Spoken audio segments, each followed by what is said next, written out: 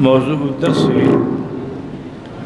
في فضائل سيدنا معاوية رضي الله تعالى عنه وأرضاه في الوعظ والإرشاد. الحمد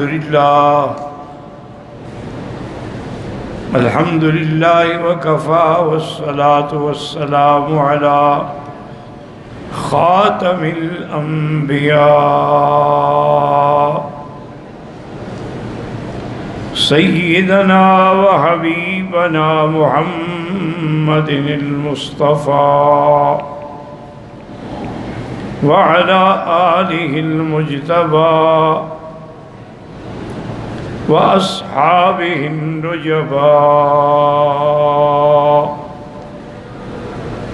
اللهم صل على سيدنا محمد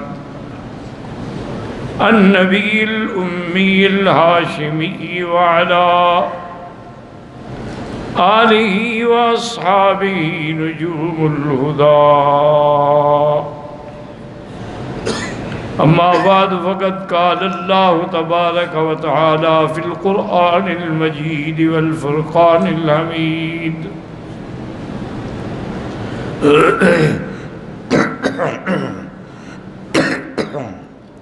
أعوذ بالله من الشيطان الرجيم. بسم الله الرحمن الرحيم.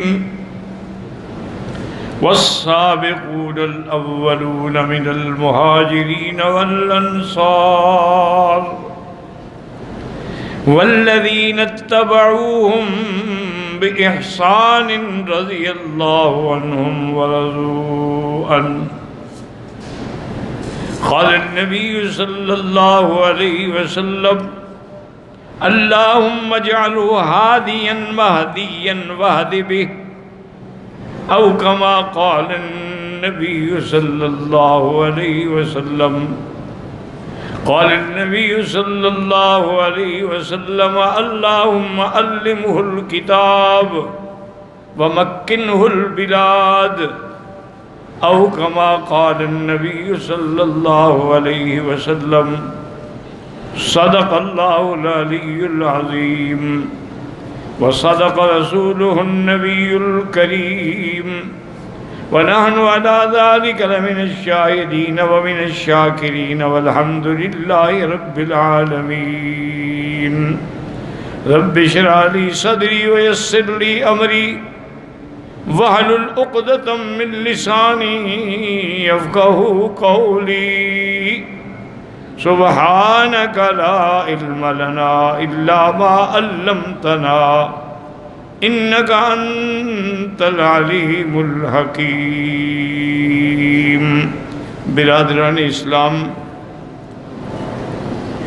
واجب الاحترام بزرگوں، دوستوں، بھائیوں، عزیز نوجوانوں، محترمہ مائیوں اور بہنوں، اللہ تبارک و تعالیٰ کے کلام مقدس میں سے آیات مبارکہ اور آقا انعامدار حبیب کبریا سیدنا محمد مصطفیٰ صلی اللہ علیہ وعلا آلہ واصحابہ وسلم تسلیما کثیرا کثیرا کہ فرامین مبارکہ میں سے 2 احادیث تلاوت کی ہیں. دعا فرمائیں کہ اللہ اس عاجز کو مال اہل صحت عافیت کاملہ عاجلہ دائمہ اور حق بات بیان کرنے کی توفیق عطا فرمائیں.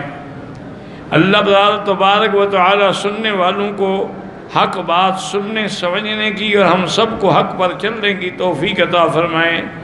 پروردگار عالم تمام آنے والوں کی حاضری، حج، عبادات، زیارات، صدقات، خیرات منظور مقبول فرمائیں.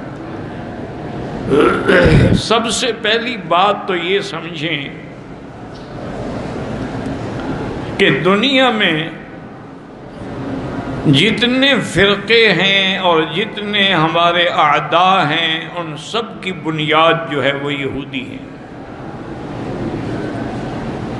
لیکن انہوں نے براہ راست حضور صلی اللہ علیہ وسلم کی ذات پہ حملہ نہیں کیا، صحابہ سے حملہ شروع کیا.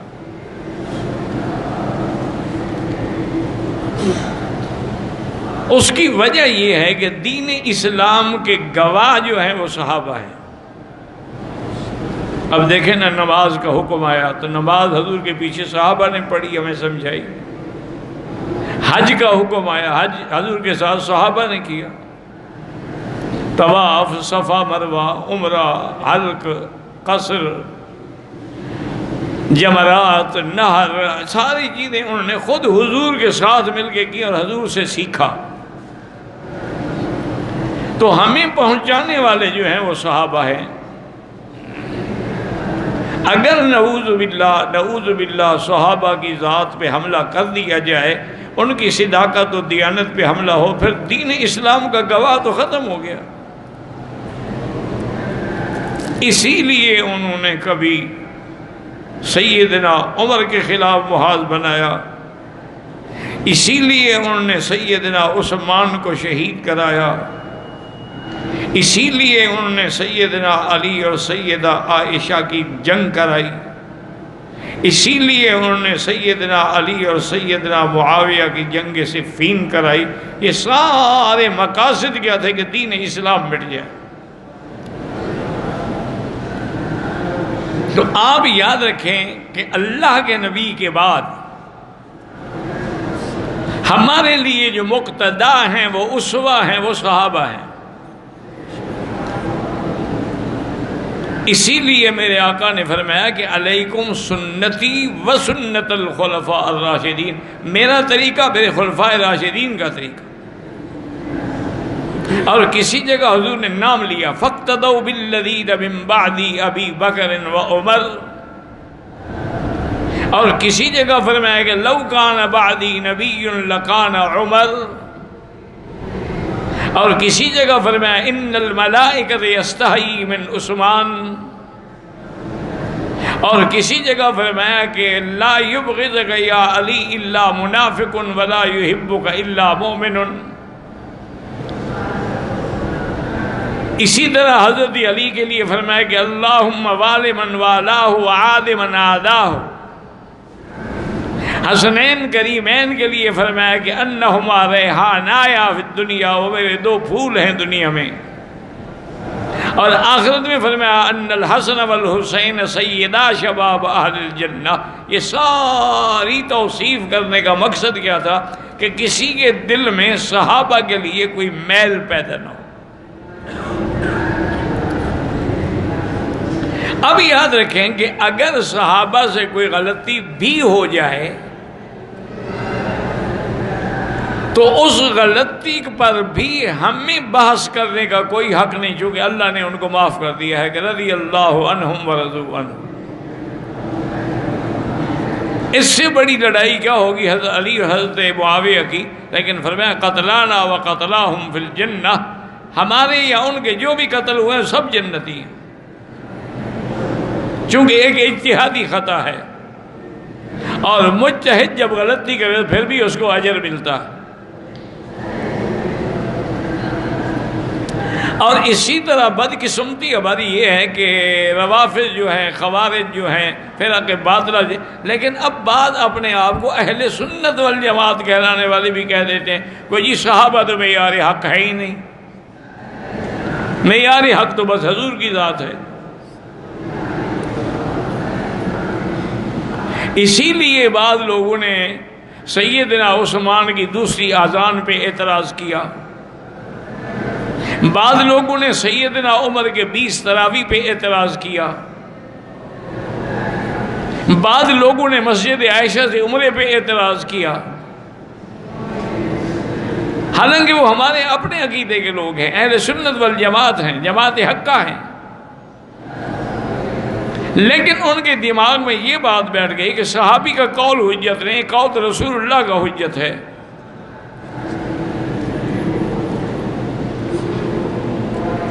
اسی طریقے سے سیدنا معاویہ کے بارے میں بے انتہا پراپگنڈا کیا گیا کہ جی سیدنا معاویہ نے خلافت نبوت کو ختم کر کے ملوکیت کی ابتدا کی، حتیٰ کہ کتابیں لکھی گئیں خلافت و ملوکیت کے نام سے، کہ جی انہوں نے یزید کو اپنے بیٹے کو تخت پہ بٹھا دیا، بظاہر لوگ سمجھتے ہیں کہ ہاں بھائی آپ بات تو ٹھیک ہے یار، حضرت ابو بکر نے بھی بیٹے کو نہیں بٹھایا، حضرت عمر نے بھی بیٹے کو نہیں بٹھایا، حضرت عثمان نے بھی بیٹے کو نہیں بٹھایا، لیکن وہ یہ بھول جاتے ہیں کہ حضرت علی نے تو بیٹے کو بٹھایا، حضرت حسن کو۔ اگر بیٹے کو خلافت دینا گناہ ہے تو وہ گناہ تو حضرت علی نے بھی کیا ہے، اور دوسرا بیٹے کو اگر خلافت دینا گناہ ہے تو حضرت داؤد علیہ السلام نے بھی تو اپنے بیٹے حضرت سلیمان علیہ السلام کو خلیفہ بنایا، وہ تو دونوں نبی ہیں۔ تو یہ باتیں جو ہیں نا، یہ محض ایک فرقہ بندی کے لیے اور بغض پیدا کرنے کے لیے کی جاتی ہیں، ورنہ یہ کوئی ایسا مسئلہ نہیں ہے کہ جس کو اچھالا جائے۔ اب دیکھیں کہ حضرت معاویہ رضی اللہ تعالی عنہ جو ہے، عام روایت یہی ہے کہ فتح مکہ کے موقع پر مسلمان ہوئے۔ آپ کے والد کا نام صخر ہے اور کنیت ابو سفیان ہے، اور 5ویں پشت میں وہ حضور کے خاندان سے ملتے ہیں۔ مشہور روایات یہی ہیں کہ دونوں باپ بیٹا فتح مکہ کے موقع پر مسلمان ہوئے، لیکن حافظ ابن عساکر نے اور ابن تیمیہ رحمۃ اللہ علیہ نے تحقیق کی، انہوں نے کہا کہ نہیں، وہ فتح مکہ سے پہلے اسلام لا چکا تھا حضرت معاویہ رضی اللہ تعالی عنہ وارضاہ۔ اور اس سے بڑی بات کیا ہو سکتی ہے کہ حضور پاک نے اس کے ایمان اور اسلام لانے کے بعد اس کے لیے دعا کی اور اس کو کاتب الوحی بنایا، وہ وحی کی کتابت کرنے والا ہے۔ ایک روایت میں ہے کہ جبریل علیہ السلام آئے، انہوں نے کہا کہ یا محمد صلی اللہ علیہ وسلم، آپ میری طرف سے معاویہ پہ سلام کہیں، اور معاویہ جو ہے امین علی الوحی، وہ اللہ کی وحی پہ امانت دیانت والا ہے اور صحیح کتابت کر رہا ہے۔ اور جس کے لیے حضور نے دعا کی کہ اللہم اجعلہ ہادیا، اس کو ہدایت مہدیا وہدی بھی، اس کے ذریعے اوروں کو بھی ہدایت عطا فرما۔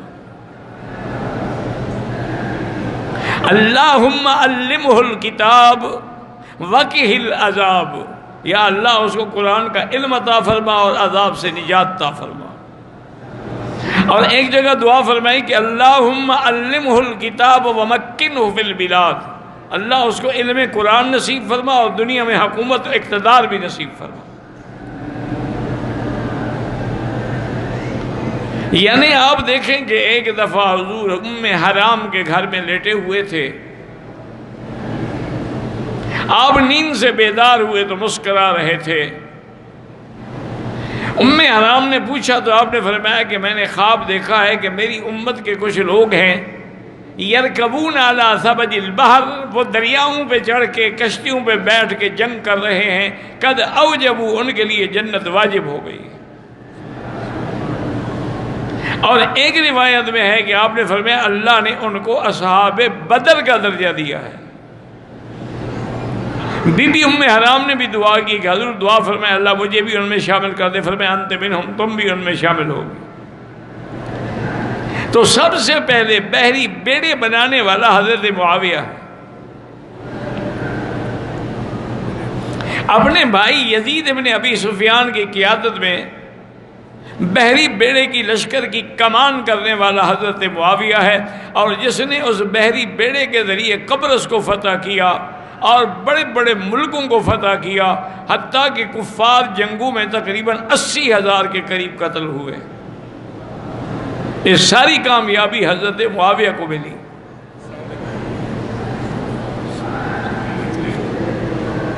حضرت معاویہ رضی اللہ تعالی عنہ یعنی ان لوگوں میں ہیں کہ جن کی جنت کے بارے میں حضور نے فرما دیا، اور حضرت معاویہ کو حضرت صدیق نے بھی گورنر رکھا،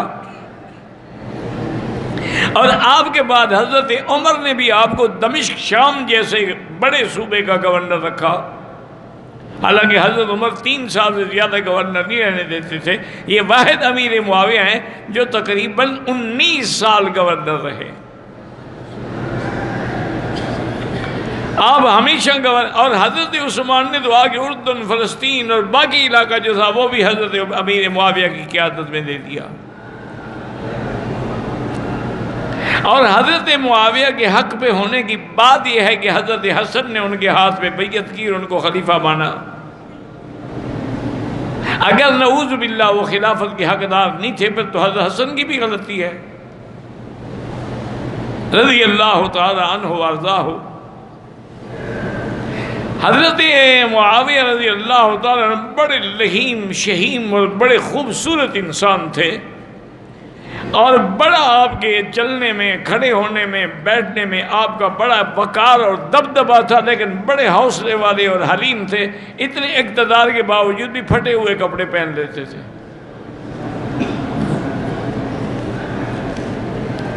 اسی لیے بعض صحابہ نے کہا کہ ما رأینا اشبہ بصلاۃ رسول اللہ ہے، جیسے حضور کی نماز ہے اس جیسی نماز پڑھنے والا ہم نے صرف حضرت معاویہ کو دیکھا، یعنی بالکل بے عین ہی اسی طرح نماز پڑھتے تھے رضی اللہ تعالی عنہ وارضاہ۔ ایک دفعہ ایک آدمی حضرت عبداللہ ابن المبارک کی خدمت میں آیا۔ عبداللہ ابن المبارک جو ہے یہ امیر المومنین فی الحدیث ہیں، اور یہ استاد ہیں امام بخاری کے، اتنا بڑا آدمی ہے رحمت اللہ علیہ۔ ان کے پاس ہے، کہنے کہ حضرت مجھے ایک بات بتائیں کہ عمر ابن عبدالعزیز افضل ہیں یا حضرت معاویہ افضل ہیں؟ عمر ابن عبدالعزیز جو ہیں وہ تابعین میں ہیں، لیکن تابعین میں سے اعلیٰ شان والے ہیں کہ جنہوں نے اپنے زمانے میں ایسا عدل قائم کیا کہ لوگوں نے ان کو ثانی عمر کا خطاب دیا۔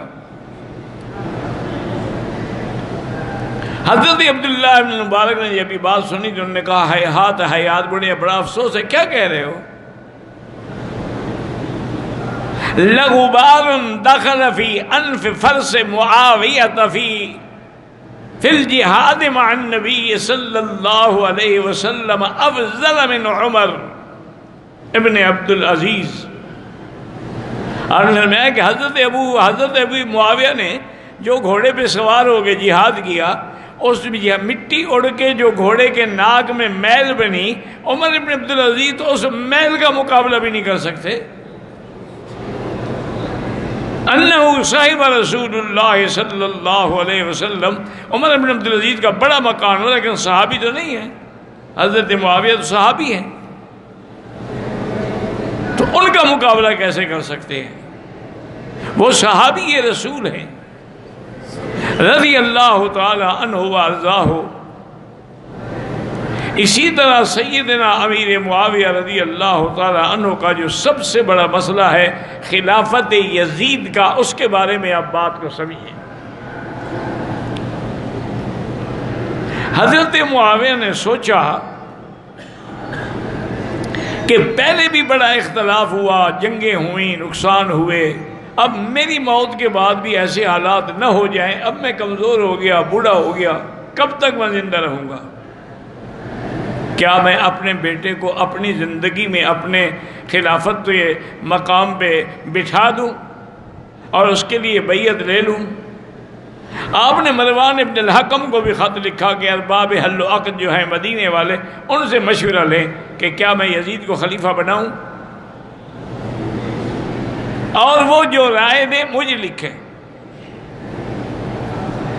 انہوں نے بھی مشورہ لیا، ان سب نے بھی یہی کہا کہ حضرت معاویہ چونکہ بہت بڑے فراست والے ہیں، سمجھنے والے ہیں معاملات کو، اگر بہتر سمجھتے ہیں تو ٹھیک ہے۔ اور جب آپ نے یزید کے لیے بیعت مانگی اور فیصلہ کیا تو اللہ سے دعا کی کہ یا اللہ اگر یہ میرا فیصلہ ٹھیک ہے اور یزید اس کا مستحق ہے تو اس کی مدد فرما، اور اگر یہ میرا فیصلہ غلط ہے اور یزید اس کا مستحق نہیں ہے تو اس کی خلافت کبھی کامیاب نہ ہو۔ اور جس وقت حضرت معاویہ نے یزید کو خلیفہ بنایا تو یزید کے ایسے حالات نہیں تھے کہ اس کو خلافت نہ ملتی ہے، تو بعد میں بدلا ہے جب اقتدار آیا اس کے ہاتھ میں۔ ورنہ وہ تو جہاد میں شریک رہا، جنگوں میں شریک رہا، بڑا دین پہ چلنے والا، پابندی کرنے والا۔ یہ الگ بات ہے کہ اقتدار آنے کے بعد اس کے دماغ میں تبدیلیاں آنی شروع ہو گئیں۔ یہ قاعدہ ہے کہ آدمی جب اقتدار آتا ہے یا دولت آتی ہے تو پھر ایسے حالات پیدا ہو جاتے ہیں۔ بعد میں یزید کے کردار کی کوئی گواہی نہیں دیتا، بلکہ اکثر یہی کہتے ہیں کہ اس کے اخلاق اور کردار ہر لحاظ سے اسلام کے خلاف تھا، حتیٰ کہ اسی کی وجہ سے سیدنا حسین کا واقعہ کربلا پیش آیا، حتیٰ کہ اسی کے اقتدار کی وجہ سے مدینہ منورہ میں واقعہ حرہ پیش آیا کہ 3 دن کے لیے مدینہ بند ہو گیا۔ ایسے ایسے واقعات ہوئے، اور بڑے بڑے اس نے جلیل القدر لوگوں کو بلا گناہ پھانسی بھی چڑھایا۔ یہ سارے حالات حضرت امیر معاویہ کی وفات کے بعد ہیں، ان کی زندگی میں یہ واقعات نہیں ہیں۔ اب آدمی عالم الغیب تو نہیں ہوتا کہ میرا بیٹا کل کیا کرے گا، تو اس لیے یزید کا نام لے کے حضرت معاویہ کو نعوذ باللہ گالی دینا جو ہے یہ تو کفر اور فسق ہے، کیونکہ حضرت علی تو قرآن کی اس تیسرے حصے کا شریک ہے۔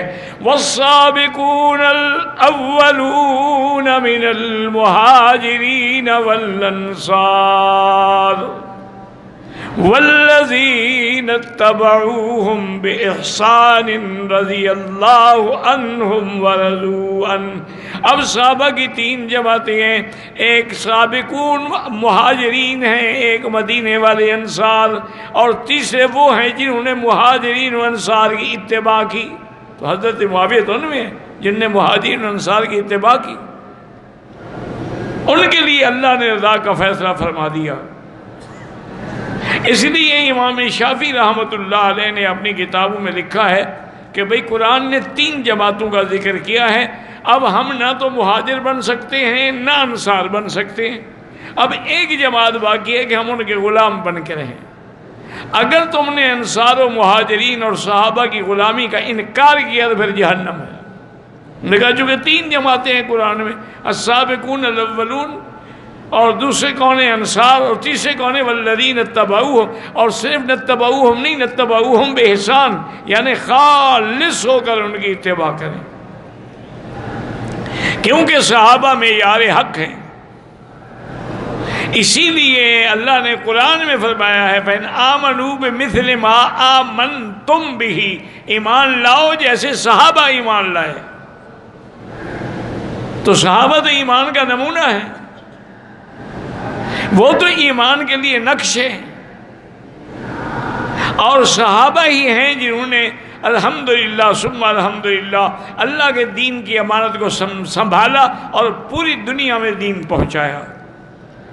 آخر حضرت عمر رضی اللہ تعالی عنہ 60 ہجری میں آپ تقریباً 22 رجب کو آپ فوت ہوئے، اور وہیں دمشق میں آپ کی جنازہ ہوا، اور حضرت ضحاک نے جنازہ پڑھایا اور وہیں وہ دفن کیے گئے۔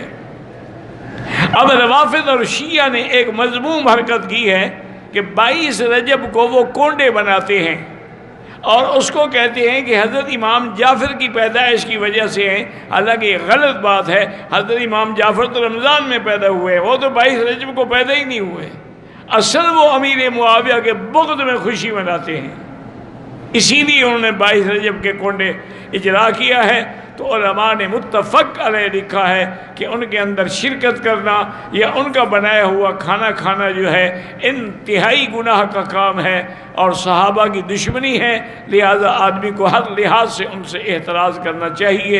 رضی اللہ عنہم ورضوا عنہ واللہ اعلم۔